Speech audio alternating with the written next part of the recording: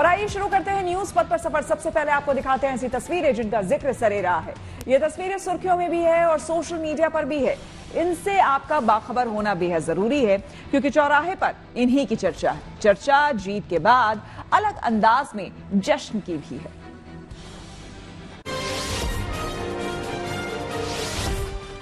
UP की Amethi Lok Sabha seat से जीतने वाले कांग्रेस नेता किशोरी लाल ने सोशल मीडिया पर एक तस्वीर शेयर की जो वायरल हो गई। दरअसल इस तस्वीर में वो अपनी जीत के सर्टिफिकेट को सोनिया गांधी, राहुल गांधी और प्रियंका गांधी को दिखाते नजर आए। इस दौरान उन्होंने एक तस्वीर भी खिंचवाई। किशोरी लाल ने अमेठी में बीजेपी नेता स्मृति ईरानी को 1,67,196 वोटों से शिकस्त दी थी। जिस दिन मैंने नॉमिनेशन किया तो उस दिन से वर्कर का मूड मेरे को लगा कि ये लड़ने को तैयार है। ठीक है, फिर उनके दम पे फिर लड़ाई हो गई। लड़ाई हुई तो अच्छा करते गए। साथ में गांधी परिवार ने मेरे लिए आके पूरा बूस्ट किया कैंपेन को। मेरी प्रियंका जी ने बहुत टाइम लगाया। राजस्थान की भरतपुर सीट से कांग्रेस उम्मीदवार संजना जाटव ने चुनावों में अपनी जीत का जश्न अलग अंदाज में मनाया। दरअसल उन्होंने बीजेपी के रामस्वरूप कोहली को 51,000 वोटों से शिकस्त दी, जिसके बाद वो डांस करती नजर आई। इस दौरान उनके समर्थक भी मौजूद रहे।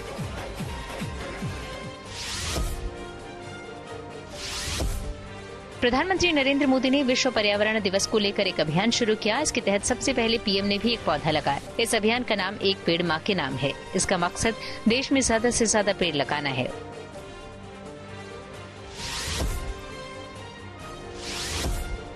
विश्व पर्यावरण दिवस पर यूनिसेफ ने नल से पानी पीते एक भारतीय बच्चे की तस्वीर शेयर की, जिसके जरिए दक्षिण एशिया में पानी बचाने की अपील की गई। सचिन ने भी इसे रीपोस्ट किया और सभी लोगों से पानी बचाने की गुजारिश की ताकि भविष्य में भी हमारी आने वाली पीढ़ी को शुद्ध पानी मिल सके। 6 साल का अद्विक हिमाचल प्रदेश का रहने वाला है। क्रिकेटर वेंकटेश अय्यर ने अपनी शादी का एक वीडियो सोशल मीडिया पर शेयर किया जो वायरल हो गया। इसमें वो अपनी पत्नी के साथ शादी की रस्में पूरी करने के बाद खाना खाते नजर आए। इस शादी समारोह में वेंकटेश और उनकी पत्नी ने परंपरागत कपड़े पहने और पारंपरिक अंदाज में ही खाना खाया।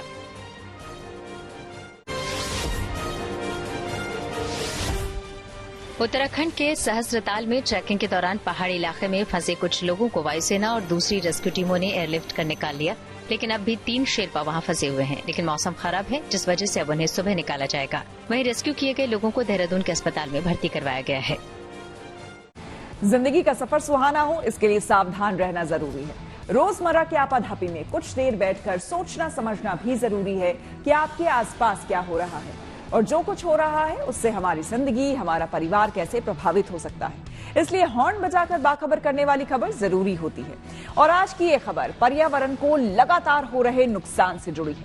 प्रकृति का मिजाज साल दर साल बदल रहा है और इसी के साथ प्राकृतिक आपदाओं का सिलसिला भी बढ़ा है। दरअसल धरती का तापमान साल दर साल जिस प्रकार बढ़ रहा है, उसे देखते हुए वैज्ञानिकों का कहना है कि तापमान बढ़ने से हीट वेव, अत्यधिक वर्षा, पानी की कमी जैसी समस्याएं पूरी दुनिया में विकराल रूप ले सकती हैं। जलवायु परिवर्तन और बढ़ते तापमान का दुष्प्रभाव अब समय समय पर भयानक चक्रवाती तूफानों के रूप में भी देखा जाने लगा है। हाल ही में आया रेमल चक्रवाती तूफान भी इसी का असर था। लिहाजा गर्मी से बचने और पेड़ों की अंधाधुंध कटाई से पहले खुद सतर्क हो जाएं और दूसरों को भी सावधान करने के लिए हॉर्न बजाएं।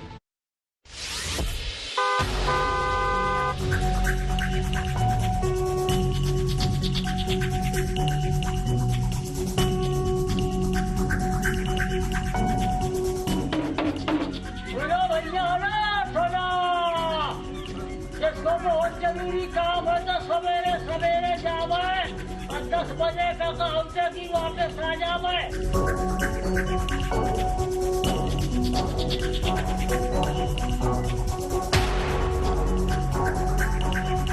सभी ग्रामवासियों को सूचित किया जाता है कि प्रातः 10 बजे से शाम 4 बजे तक घर से बाहर न निकले तथा जरूरी काम हेतु निकले तो सर पर तौलिया या छाता और साथ में पीने का पानी लेकर जरूरी काम निपटावे। ये आसमान से बरस रही आग से बचने की मुनादी है। भारत के किसी भी शहर में चले जाएं, वहाँ लोग ये कहते हुए मिल जाएंगे कि पहले इतनी गर्मी नहीं होती थी।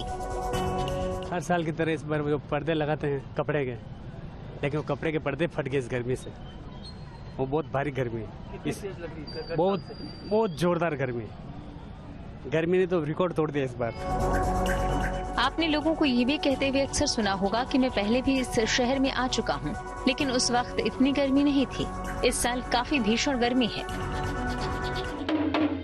सुनो भैया ना, सुनो, जिसको बहुत जरूरी काम हो तो सवेरे सवेरे जावे और 10 बजे का कहते कि वापस आ जावे और ठंडे में घरे रहा या पानी का बोतल और तौलिया जरूर से जरूर भैया चाहिए बात मेरा। आखिर ऐसा क्यों हो रहा है और इसकी वजह क्या है, इस पर गंभीरता से सोचने की जरूरत है। प्रकृति में जो सबसे गर्म 10 दिन रिकॉर्ड हुए हैं वे पिछले 1 दशक में हुए हैं। साल 2022 की गर्मियों में मौसम विभाग कह रहा था कि इस तापमान ने पिछले 122 सालों का सारा रिकॉर्ड तोड़ दिया। देश में इतनी गर्मी पहले कभी नहीं पड़ी। लेकिन फिर आया 2023 और उसने तो पिछले 2000 सालों का गर्मी का रिकॉर्ड तोड़ दिया। और साल 2024 की गर्मी ने पिछले साल का भी रिकॉर्ड तोड़ दिया। भीषण गर्मी से बुरा हाल सिर्फ भारत का नहीं है, बल्कि इसकी तपिश में पूरी दुनिया जल रही है। Vietnam, Singapore, Indonesia, Malaysia, Mexico, हर जगह गर्मी का पारा हजारों साल के रिकॉर्ड ध्वस्त करते हुए आसमान छू रहा है। लिहाजा अगर हम आज भी नहीं चेते, अपनी आने वाली पीढ़ियों के लिए हम कैसी दुनिया छोड़कर जाने वाले हैं, इसका अंदाजा लगाना मुश्किल नहीं है। मनुष्य ने विकास के नाम पर जंगल काटे, तालाबों, नदियों और समुद्र के जल को गंदा किया, थोक के भाव ऐसी चीजों का उत्पादन किया जिसकी हमें कोई जरूरत नहीं थी, जिससे प्रकृति का इकोसिस्टम डैमेज हो रहा है। तापमान बढ़ रहा है और ग्लेशियर तेजी से पिघल रहे हैं। 2018 में बर्लिन में हुए क्लाइमेट चेंज कन्वेंशन के स्लोगन को हमें नहीं भूलना चाहिए। उसमें कहा गया था, धरती एक ही है, एक ही बार मिली है, इसे use and throw, recycle, reuse, reproduce करने की कोई सुविधा नहीं है। वैसे तो पर्यावरण की रक्षा के लिए बड़े पॉलिसी डिसीजन लेना तो सरकारों का काम है, लेकिन एक नागरिक के तौर पर हमारी जिम्मेदारी भी कुछ कम नहीं है। लेकिन हैरानी की बात यह है कि कम जनसंख्या वाला देश सबसे ज्यादा प्रदूषण फैला रहा है। अमेरिका की आबादी करीब 34 करोड़ है, यानी पूरी दुनिया की आबादी का महज 5%। लेकिन अमेरिकी लोग दुनिया में चीन के बाद सबसे ज्यादा संसाधनों का इस्तेमाल करते हैं और सबसे ज्यादा तकरीबन 60 लाख टन कार्बन हवा में छोड़ते हैं। इस मामले में पहले नंबर पर है चीन, जो तकरीबन 1.4 करोड़ टन कार्बन उत्सर्जन करता है। 35 लाख टन कार्बन के साथ भारत तीसरे नंबर पर है। अमेरिका हर साल इतना प्लास्टिक पर्यावरण में डिस्पोज करता है कि उससे पृथ्वी के चारों ओर 5 बार घेरा बनाया जा सकता है। वहीं पर्यावरण से जुड़े कुछ ऐसे तथ्य हैं जो डराने वाले हैं। टॉयलेट पेपर बनाने के लिए पूरी दुनिया में रोजाना 27,000 पेड़ काटे जाते हैं। हर साल प्लास्टिक खाने से 10 लाख समुद्री जीव जंतुओं की मौत हो जाती है। औसतन एक सुपरमार्केट में हर साल 60,50,000 पेपर बैग इस्तेमाल होते हैं। पिछले 170 सालों में हमने 2.4 खरब टन कार्बन डाइऑक्साइड वातावरण में छोड़ी है। सबसे ज्यादा तापमान वाले दिन पिछले 1 दशक में रिकॉर्ड किए गए हैं। इंसान एक प्लास्टिक बैग का इस्तेमाल औसतन 12 मिनट करता है, लेकिन बैग को डिकम्पोज होने में 1000 साल लगते हैं। वहीं हम अपनी रोजमर्रा की जिंदगी में जो छोटे छोटे काम करते हैं, उन सब का पर्यावरण पर गहरा असर पड़ता है। Centre for global change and earth observation के मुताबिक पूरी दुनिया में हर साल 400 मिलियन मीट्रिक टन प्लास्टिक का उत्पादन होता है, लेकिन एक छोटा सा कदम प्रकृति को बचाने में बड़ा योगदान हो सकता है। रोजमर्रा की जिंदगी में जहाँ तक मुमकिन हो, प्लास्टिक के इस्तेमाल से बचना चाहिए। प्लास्टिक की जगह स्टील की बोतल का इस्तेमाल करना चाहिए। सब्जी खरीदते समय प्लास्टिक की थैली न ले तो बेहतर होगा। कागज का कम से कम इस्तेमाल करना चाहिए। घर में बेवजह पानी के इस्तेमाल से बचें। कोई भी ऐसी चीज न खरीदें जो यूज एंड थ्रो के टैग से बिकती हो। पेड़ों की रक्षा करें। अपने घर के आसपास पेड़ लगाएं। जहाँ तक संभव हो, ऑटोमोबाइल की जगह साइकिल का इस्तेमाल करें। जितना मुमकिन हो, निजी साधन की जगह पब्लिक ट्रांसपोर्ट का इस्तेमाल करें। प्लास्टिक न सिर्फ प्रकृति को बल्कि हमारी जिंदगी को भी नुकसान पहुंचा रहा है। यूनिवर्सिटी ऑफ न्यू मैक्सिको की एक स्टडी के मुताबिक प्लास्टिक हमारे लिवर, किडनी और ब्रेन को डैमेज कर रहा है। अमेरिका के पूर्व राष्ट्रपति फ्रैंकलिन डी रूजवेल्ट ने कहा था, जो मुल्क अपनी मिट्टी, अपने जंगलों को नष्ट कर देता है, वो खुद को नष्ट कर देता है। जंगल हमारी धरती के फेफड़े हैं। ये सांस लेते हैं तो हवा साफ होती है। औद्योगिकरण की शुरुआत के बाद दुनिया के जंगलों की तादाद 32% घट गई है और हर साल करीब 12 अरब पेड़ काटे जा रहे हैं। लिहाजा गर्मी से बचने और पेड़ों की अंधाधुंध कटाई से पहले खुद सतर्क हो जाएं और दूसरों को भी सावधान करने के लिए हॉर्न बजाएं। Bureau report, good news today. आइए अब जानते हैं कि पर्यावरण को लगातार हो रहे नुकसान और इसके खतरों पर जानकारों की क्या राय है और उनके सुझाव क्या है। हम सिर्फ कागजों में ही पर्यावरण दिवस मनाते हैं।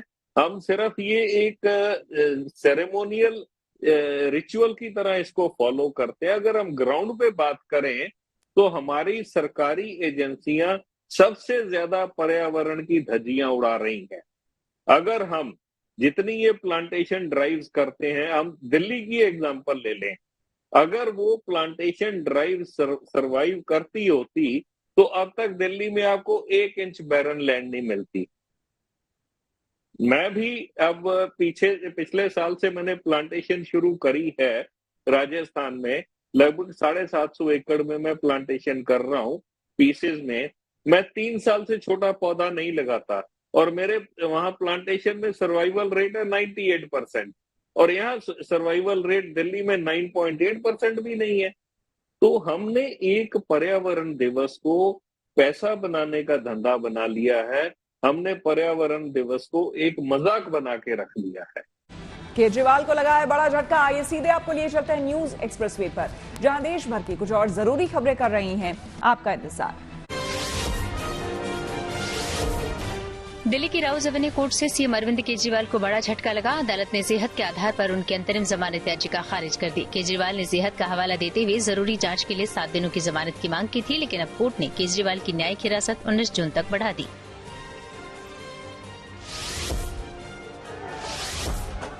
हरियाणा की रोहतक लोकसभा सीट से चुनाव जीतने वाले कांग्रेस नेता दीपेंद्र सिंह हुड्डा का एक वीडियो सोशल मीडिया पर वायरल हो गया। इसमें वो भावुक नजर आए। ये वीडियो उस समय का है जब उन्हें चुनाव में विजेता घोषित किया गया। इसके बाद दीपेंद्र हुड्डा के समर्थकों ने उन्हें अपने कंधे पर उठा लिया। उन्हें इस सीट पर 3,45,298 वोटों से बड़ी जीत हासिल हुई।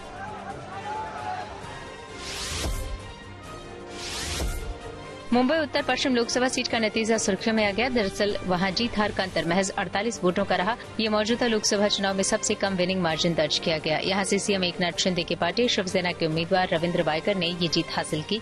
उन्हें 4,52,644 वोट मिले।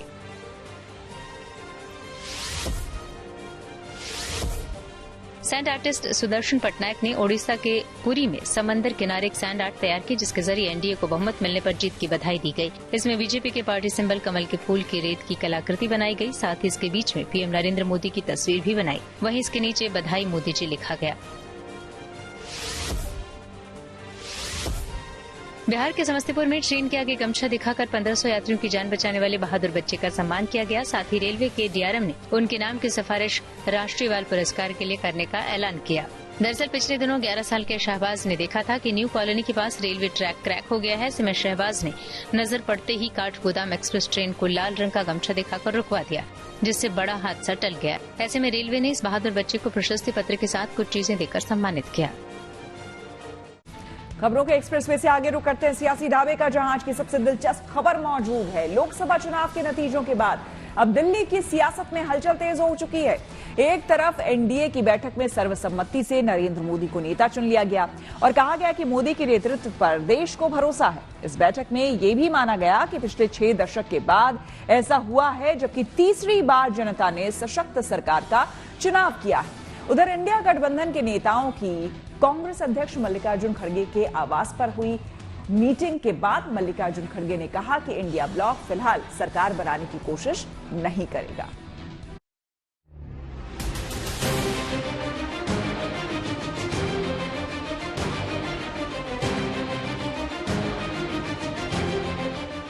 दिल्ली में मोदी 3.0 की तैयारी शुरू हो चुकी है। प्रधानमंत्री आवास पर हुई बैठक में एनडीए ने नरेंद्र मोदी को संसदीय दल का नेता चुन लिया है। सूत्रों के मुताबिक बैठक में एनडीए के घटक दलों ने अपना अपना समर्थन पत्र सौंप दिया है और एनडीए नेता राष्ट्रपति द्रौपदी मुर्मू से मुलाकात कर सरकार बनाने का दावा पेश करेंगे। आज प्रधानमंत्री आवास में एनडीए के घटक दलों की बैठक हुई, जिसमें चंद्रबाबू नायडू, नीतीश कुमार, जयंत चौधरी, जीतनराम मांझी जैसे नेता मौजूद थे। एनडीए अब तक एकजुट दिख रहा है, मजबूती के साथ सरकार बनाने के दावे कर रहा है। इंडिया गठबंधन एनडीए में फूट की बाढ़ जो रहा है। इंडिया गठबंधन बहुमत से करीब 40 सीट दूर है, पर उम्मीदें जिंदा हैं। खबरें हैं कि इंडिया गठबंधन की ओर से नीतीश कुमार और चंद्रबाबू नायडू से संपर्क करने की कोशिश की जा रही है। इन अटकलों को और हवा तब लगी जब ये तस्वीर सामने आई। तेजस्वी यादव नीतीश कुमार के साथ एक ही फ्लाइट में दिल्ली पहुंचे। दोनों के बीच शिष्टाचार मुलाकात हुई, फिर साथ साथ बैठे भी दिखे। क्योंकि क्लियर मेजॉरिटी कोई बात बोली ना। अभी हमको लगता है थोड़ा धैर्य रखिए, अभी देखते जाइए क्या क्या होता है। सीएम के साथ आए, कोई बातचीत हुई या कुछ बात भी करेंगे? बात भी सब बात लोगों की नमस्कार प्रणाम दुआ हुई और क्या, लेकिन बाकी क्या होता आगे आगे देखते रहिए। अगर राहुल गांधी जी स्वीकारने को तैयार है नेतृत्व, तो हम विरोध क्यों करेंगे? राहुल गांधी देश के नेता है, ये प्रूव किया है। राहुल गांधी लोकप्रिय नेता है, देश की जनता ने उनको स्वीकारा है। हम सब उनसे प्यार करते हैं, हम उनको चाहते हैं सब लोग। इंडिया गठबंधन में प्रधानमंत्री पद के ऊपर कोई मतभेद ही नहीं है। एनडीए से नीतीश और नायडू में से किसी एक के टूटने से न इंडिया गठबंधन को फायदा है, न ही एनडीए की सरकार को खतरा। इसलिए इंडिया को दोनों चाहिए। इसके बाद भी सरकार बनाने वाले नंबर तक पहुंचने के लिए और जोड़ तोड़ की जरूरत होगी। दरअसल इंडिया गठबंधन 234 सीटें ही जीत पाई है और अगर उनके साथ टीडीपी की 16 और जेडीयू की 12 सीटें जुड़ भी जाएं, तो आंकड़ा 262 तक ही पहुंचता है, जो कि बहुमत से 10 कम है। सियासत में जोड़ तोड़ की कोशिशें तो होती रहती हैं, पर अभी जो हालात हैं उसमें कोई कुछ भी बोलने को तैयार नहीं। समाजवादियों का लक्ष्य था कि बीजेपी को रोकें। समाजवादी लोग उस लड़ाई में कामयाब हुए हैं। पहला चुनाव था जब नेताजी आपके साथ नहीं थे, उनकी सीख आपके काम आई? देखिए, नेताजी आज होते तो नेताजी और खुश होते। नेताजी ने जो रास्ता दिखाया उसी पे काम कर रहे हैं और उसी का परिणाम ये है कि आज समाजवादी पार्टी सबसे बड़ी पार्टी बन करके आई। और जनता का धन्यवाद कि जनता ने नई उम्मीद, नई आस के साथ वोट दिया है। इस देश का लोकतंत्र बचे, संविधान बचे, आरक्षण बचे और नकारात्मक राजनीति वाले हटें।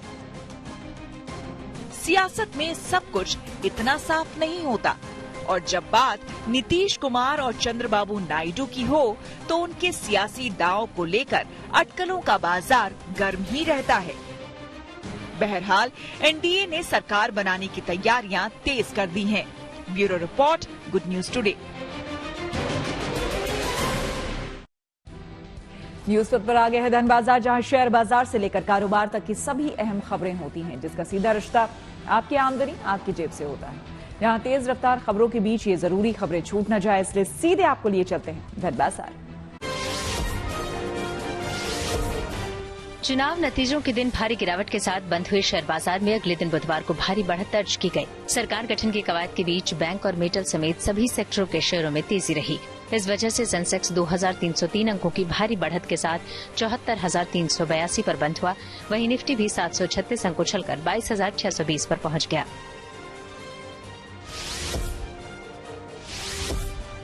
सोने चांदी की कीमतों में गिरावट आई। दिल्ली सराफा बाजार में सोना 80 रुपए सस्ता हुआ। इसके साथ ही अब दिल्ली में 10 ग्राम सोने की कीमत घटकर 72,820 रुपए हो गई। वहीं चांदी भी 1200 रुपए फिसली। अब दिल्ली में 1 किलो चांदी की कीमत गिरकर 91,900 रुपए पर पहुंची।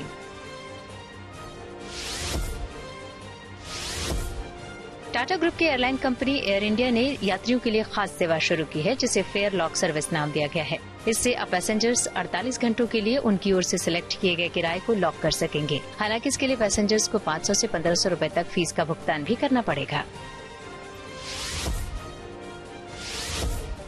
जेप इंडिया ने अपनी नई car meridian x special edition को भारतीय बाजार में लॉन्च कर दिया है। इसकी शुरुआती कीमत करीब 34 लाख रुपए है। कंपनी ने इसके लिमिटेड मॉडल्स को ही मार्केट में उतारा है। इसकी बुकिंग शुरू हो गई है। और आइए अब रुक करते हैं प्रगति मार्ग का, जहां ऐसी खबरें हैं जो कि देश की तरक्की, प्रगति और लोगों की काबिलियत दिखाती है। आज बात बेजुबानों के नए आशियाने की, जिसकी नींव राजस्थान में पड़ रही है। इसके जरिए देश को जल्द नया टाइगर रिजर्व मिल जाएगा। देखिए ये रिपोर्ट।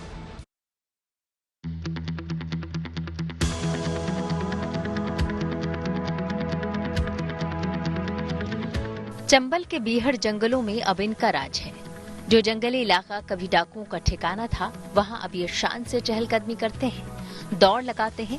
बाघ, चीता, शेर, सियार, भेड़िए और भालू जैसे जंगली जानवरों को ये इलाका खूब भा रहा है। धौलपुर के जंगलों में लगातार इनकी तादाद बढ़ रही है। लिहाजा यहाँ अब एक नया टाइगर रिजर्व बनाने की तैयारी है, जिसे नाम दिया गया है धौलपुर करौली टाइगर रिजर्व। धौलपुर जिले में कुल 5 सेंचुरी है, जिनमें केशरबाग, वन विहार, रामसागर, चंबल अभयारण्य और धौलपुर सेंचुरी। अब इन सबको मिलाकर धौलपुर करौली टाइगर रिजर्व घोषित किया गया। वन्यजीव कार्यालय के अधीन में 5 सेंचुरियां हैं, जिनमें केसरबाग सेंचुरी, वन विहार सेंचुरी, रामसागर सेंचुरी, चंबल अभयारण्य और एक नया धौलपुर सेंचुरी का क्षेत्र आता है। इसी क्षेत्र को मिलाकर के धौलपुर करौली टाइगर रिजर्व घोषित किया गया है। इसका कोर घोषित हो चुका है और बफर को घोषित। धौलपुर करौली टाइगर रिजर्व का कोर एरिया 600 वर्ग किलोमीटर घोषित किया गया है, जिसे अभी बफर एरिया घोषित करने की प्रक्रिया चल रही है। टाइगर रिजर्व एरिया के कोर एरिया को 3 हिस्सों में बांटा गया है। पहले हिस्से में धौलपुर सेंचुरी, दूसरे में चंबल सेंचुरी और तीसरे में कैला देवी सेंचुरी है। इस टाइगर रिजर्व एरिया में जितने भी गांव आ रहे हैं, उन्हें अलग बसाने पर भी काम किया जा रहा है। यहाँ पे एक मेल और एक फीमेल, 2 एडल्ट टाइगर रेजिडेंशियल हैं। एक फीमेल है जो माइग्रेटरी है, जो करौली और धौलपुर में दोनों जगह उसका क्षेत्र है अभी। तो जो फीमेल टाइगर है उसके 3 शावक, तो इस तरीके से कुल 6 शावकों का यहाँ पर। राजस्थान में पहले से ही 4 टाइगर रिजर्व हैं। Mukundra tiger reserve, Sariska tiger reserve, Ranthambore tiger reserve, Bundi Ramgarh Vishdhari tiger reserve और अब 5वां धौलपुर करौली टाइगर रिजर्व प्रगति मार्ग पर है, जो यहाँ बेखौफ घूमने वाले जंगली जानवरों के लिए स्थायी घर होगा। Umesh Mishra, Dholpur, good news today. News पथ के सफर में अब सोशल अड्डा का रुख करते हैं, जहां आज बात होगी अयोध्या की। यहां आए लोकसभा चुनाव के नतीजों ने राजनीतिक पार्टियों को ही नहीं बल्कि चुनाव एक्सपर्ट को भी चौंका दिया है, क्योंकि अयोध्या में बीजेपी ने भव्य राम मंदिर बनवाया और एयरपोर्ट समेत निवेश की कई बड़ी योजनाएं शुरू की। लेकिन फिर भी बीजेपी को यहां से हार मिली। पूर्व में फैजाबाद नाम वाले अयोध्या जिले की लोकसभा सीट से बीजेपी उम्मीदवार की हार ने सबको चौंका दिया है। 2 बार सांसद रहे बीजेपी उम्मीदवार लल्लू सिंह को समाजवादी पार्टी के अवधेश प्रसाद ने 54,567 वोटों से हरा दिया। समाजवादी पार्टी ने 9 बार के विधायक अवधेश प्रसाद को दलित होते हुए भी अयोध्या की जनरल सीट से अपना उम्मीदवार बनवाया था। लेकिन प्रधानमंत्री मोदी के हाथों राम मंदिर के उद्घाटन के 4 महीने बाद हुए चुनाव में बीजेपी को हार का मुंह देखना पड़ा। मीडिया रिपोर्ट के मुताबिक बीजेपी के पोल एजेंट ने बताया कि उन्होंने अपने उम्मीदवार को जिताने के लिए कड़ी मेहनत की, लेकिन राम मंदिर का निर्माण वोट में तब्दील नहीं हुआ। बताया जा रहा है कि अयोध्या के कई गांव के लोग मंदिर और एयरपोर्ट के आसपास हो रहे जमीन अधिग्रहण से नाराज थे। इसके अलावा बीएसपी के वोट समाजवादी पार्टी को मिले, क्योंकि अवधेश प्रसाद पार्टी के प्रमुख दलित नेता हैं। वहीं चुनाव से पहले बीजेपी उम्मीदवार लल्लू सिंह उन नेताओं में शामिल थे जिन्होंने कहा था कि पार्टी को संविधान बदलने के लिए 400 सीटों की जरूरत है। बेरोजगारी, महंगाई के साथ संविधान भी उन प्रमुख मुद्दों में से एक था, जिसे अवधेश प्रसाद ने अपनी रैलियों में जोर शोर से जनता के सामने उठाया। बीजेपी समर्थक मानते हैं कि राम मंदिर की भव्यता ने बाहरी लोगों को तो प्रभावित किया, लेकिन शहर में रहने वाले लोग असुविधा से नाखुश दिखे। बताया जा रहा है कि रामपथ के निर्माण के दौरान स्थानीय लोगों से वादा किया गया था कि उन्हें दुकानें आवंटित की जाएंगी, लेकिन ऐसा हुआ नहीं। जाहिर है अयोध्या में मिली चुनावी हार बीजेपी के लिए बड़ा झटका है। ऐसे में हमने अयोध्या सीट के चुनावी नतीजे को लेकर शहर के कुछ लोगों से बात की और उनकी राय जानी। विकास के नाम पे भारतीय जनता पार्टी ने अयोध्या नगरी को सब कुछ सौगात दी। राम मंदिर दिया, सड़क दिया, एयरपोर्ट दिया, अस्पताल दी, राशन दिया। इसके बावजूद भी यहाँ का मतदाता क्यों नहीं लाइक किया नरेंद्र मोदी जी को, ये एक संशय का विषय है। फ्री का राशन भी मिला, सारी सुविधाएं फैजाबाद अयोध्या क्षेत्र को दिया गया, चौड़ी सड़कें, यातायात की सुविधाएं, सारी तरह की चीजें दी गई। उसके बाद भी ऑटो का क्या ऐसा, लोगों के मतदाता क्या चाहता था, क्या अपेक्षा करता था इन सरकार से, ये जो उसको नहीं दिया गया। लेकिन उसके बावजूद भी नरेंद्र मोदी को लाइक नहीं किया, ये एक सोचने का विषय है। भाई जब भगवान की जनता नहीं हुई तो मनुष्य की जनता कहाँ होगी? मनुष्य के जो 5-4 भाई हैं आपस में अंडरस्टैंडिंग नहीं सही हो रही है, उनका मत अलग हो जा रहा है, तो इससे लोगों का मत अलग हुआ। मुख्य कारण यहाँ के सांसद जी हैं, वो निकले नहीं ना, उनके कार्यकर्ता कहीं निकले हैं। अब आपसी इनके लोगों का जो झगड़ा था वो सामने आ गया। यहाँ से तो खैर लीड कर लिए, और कहीं लीड किए नहीं, किसी विधायक को साथ लेके चले नहीं है। असली कारण यही है। जो दुकानें मकानें टूटी हैं, इसका भी दूसरा कारण है। इसका भी दूसरा कारण है कि ये भी बहुत बड़ा फैक्टर नहीं है, इसलिए क्योंकि अभी क्या नाम है, नगर निगम का चुनाव हुआ था, तो जहाँ 2000 जीते थे वहाँ 38,000 जीते हैं। इसका भी बहुत बड़ा फैक्टर नहीं है।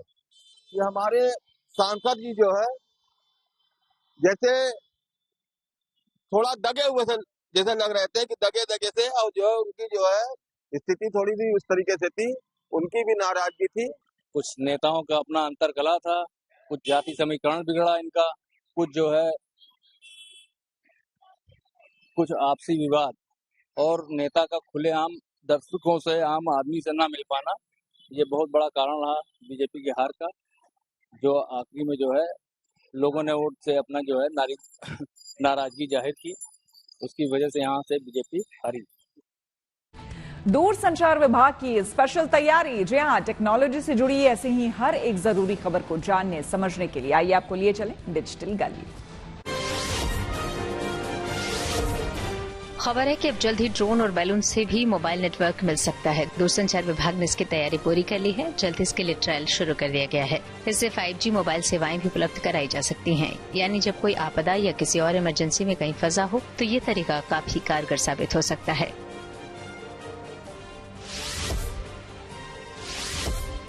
मोटोरोला ने अपने यूजर्स को एक गुड न्यूज दी। उसने स्मार्टफोन X50 अल्ट्रा का नया वेरिएंट लॉन्च किया। हालांकि अभी इसे चीन में ही पेश किया गया है। ये 3 रंगों में मिलेगा। इसमें यूजर्स को 16 GB की रैम और 1 TB की स्टोरेज मिलती है। इसकी कीमत 4,699 युआन यानी भारतीय रुपयों के हिसाब से करीब 54,000 रुपए रखी गई है।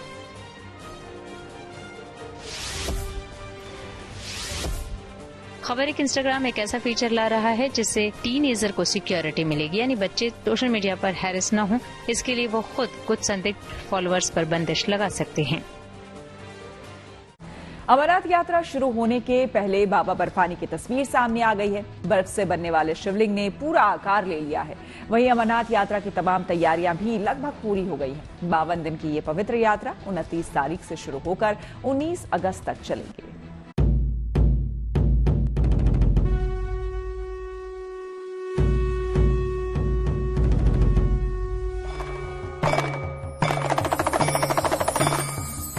बाबा बर्फानी का भव्य दिव्य स्वरूप। अमरनाथ की पवित्र गुफा में पूर्ण रूप में नजर आए बाबा बर्फानी। जल्द ही भोलेनाथ के भक्तों का इंतजार खत्म होने वाला है। 29 जून से अमरनाथ यात्रा शुरू होने वाली है। पवित्र गुफा में स्वयंभू शिवलिंग ने पूर्ण आकार ले लिया है। बाबा के इस भव्य और दिव्य स्वरूप की तस्वीर के दर्शन मात्र से भक्त धन्य हो रहे हैं। बाबा बर्फानी के धाम की यात्रा सबसे प्रमुख तीर्थ में से एक है। शिव भक्तों की अपने जीवन काल में एक बार बाबा बर्फानी के दर्शन की मनोकामना होती है। इसी इच्छा के साथ हर साल सैकड़ों शिव भक्त 12,756 फीट की ऊंचाई पर मौजूद बाबा के इस धाम में दर्शन के लिए पहुंचते हैं। इस साल अमरनाथ यात्रा 52 दिनों तक चलेगी, जो इस महीने की 29 तारीख से शुरू होकर 19 अगस्त तक चलेगी। इस यात्रा को श्रद्धालु बालटाल या पहलगांव के पारंपरिक रूट से पूरी कर पवित्र गुफा तक पहुंचते हैं। मान्यता है कि अमरनाथ गुफा में भगवान शिव हिम शिवलिंग के रूप में विराजमान हैं। यहाँ की गुफा की छत से टपकने वाले पानी से बर्फ का शिवलिंग बनता है। इसी शिवलिंग के दर्शन के लिए देश भर से श्रद्धालु यहाँ पहुँचते हैं। शिव भक्तों को यात्रा मार्ग पर कोई परेशानी न हो, इसके लिए प्रशासन की ओर से सुरक्षा से लेकर सुविधाओं तक सभी पुख्ता इंतजाम किए जा रहे हैं। इस साल पहली बार दोनों रूट पूरी तरह 5G फाइबर नेटवर्क से जुड़े होंगे। 24 घंटे बिजली के लिए ज्यादातर खंभे लग चुके हैं। श्राइन बोर्ड पिछली बार के मुकाबले इस बार मेडिकल इंतजाम भी बढ़ा रहा है। बालटाल और चंदनबाड़ी में 100 ICU बेड, एडवांस मशीनों का इंतजाम किया गया है। वहीं यात्रा मार्ग पर critical care expert, cardiac monitor, liquid oxygen plant वाले 2 कैंप अस्पताल का भी इंतजाम किया गया है। इसके अलावा यात्रा मार्ग पर हवा में ऑक्सीजन कम रहती है, ऐसे में यात्रा मार्ग पर 100 स्थायी ऑक्सीजन बूथ और मोबाइल ऑक्सीजन बूथ की व्यवस्था की गई है। पिछले साल 4 लाख से ज्यादा श्रद्धालु अमरनाथ पहुंचे थे। इस बार आंकड़ा 6 लाख तक जा सकता है। लिहाजा शिव भक्तों के लिए यात्रा को सुगम और सफल बनाने के सारे इंतजाम कर लिए गए हैं। Bureau report, good news today.